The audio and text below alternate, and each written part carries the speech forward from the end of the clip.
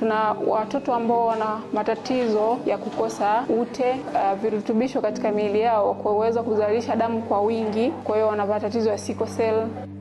Kwa miaka ya nyuma kabla ya 2017 na 18, watu wanaohitaji upandikizaji figo walikuwa wakihitaji kwenda nje ya nchi. Kwa wagonjwa wa saratani ambao wanapatikana kanda ya kati, wanahitajika kusafiri umbali mrefu kwenda kufuata hizi huduma.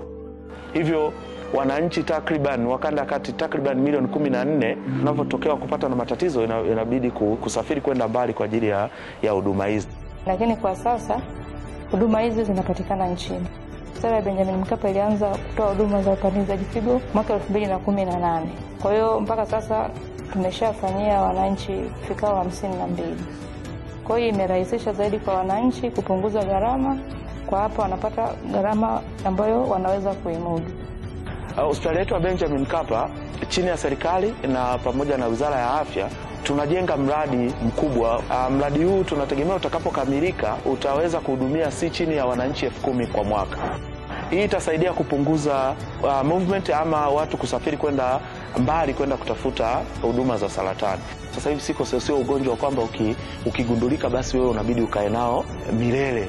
Sasa hivi watoto wanatibiwa na wanapona wanaondoka. Kama watu wa Iringa wanakuja Benjamin. Mimi leo nimetumia mafuta kidogo sana. Wametuwekea barabara ambayo ni shortcut. Nimefika Dodoma kwa wakati.